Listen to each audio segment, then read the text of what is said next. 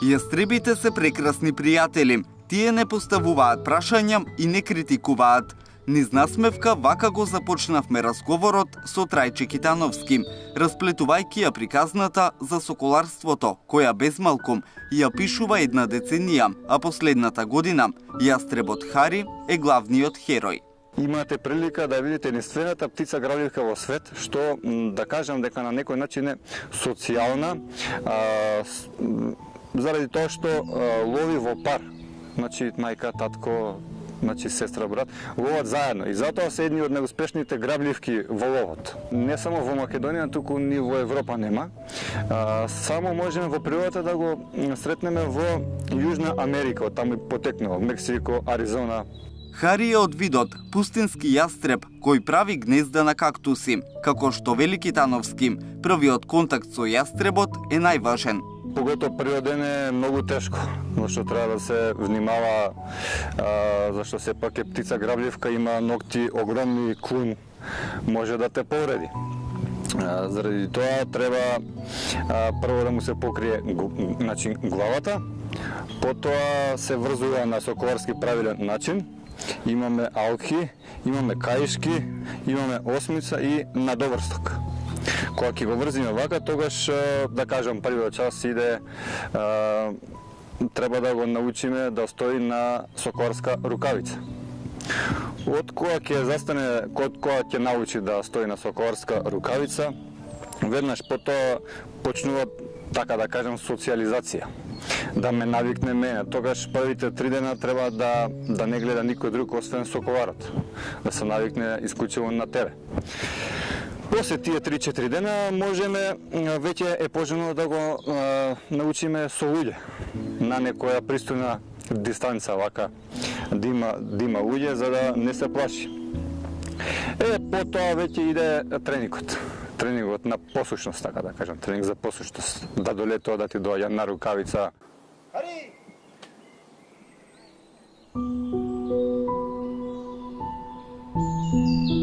Птиците грабливки не се миленици, не се социјални животни, туку се асоцијални животни. Кај нив нема некоја голема љубов, да кажем, они се врзува за човекот, за соколарот, но нема некоја голема љубов како што тоа е од наша страна, например. Значи, нив ги врзува само храната и ништо друго, месото. Па видете, секогаш има шанси нашата птица грабливка, кога ќе ја пуштиме да лета, да не ни се врати. Хари е скоро едногодишен јастреб со своји правила на игра, навики и потреби. Секојдневните тренинзи се неизбежни, а начинот на исхрана клучен за дисциплината на Хари. На соколарски ден го зимам својот јастреб и одам во природа.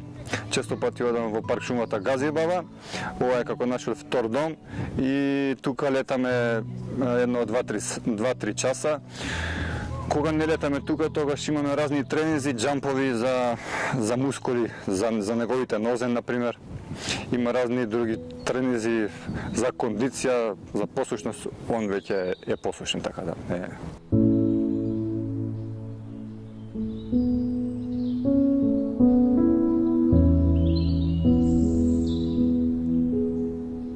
Соколарството како вештина на ловење со птици грабливки датира од пред неколку милениуми. Во случајот на Китановски, ТВ Прилог бил главниот виновник да се роди љубовта кон јастребите и соколите. Мојата љубов се јави после изгледан еден прилог на телевизија во врска со соколарството. И уште тога знаев дека еден ден ќе станам јас соколар. Кај мене дома веќе навикнале, заради тоа што јас ова сум веќе посериозно се занимавам веќе 5-6 години, иначе вкупно мислам дека 8, така нешто.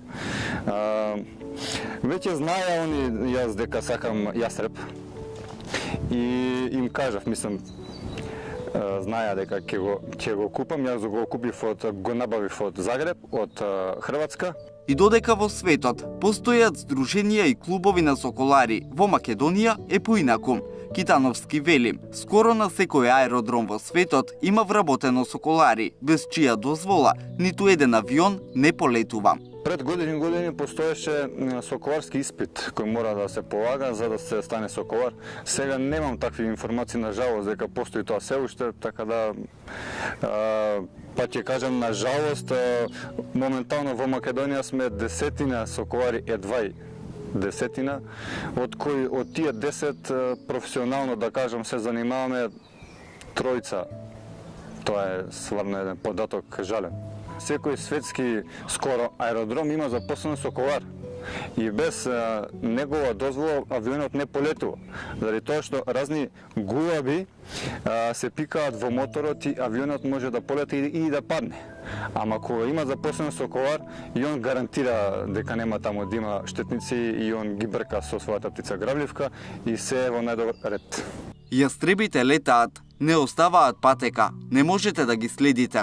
Вака го завршивме разговорот со Трајче Китановски, оставајки го вниманието да го посвети на Хари.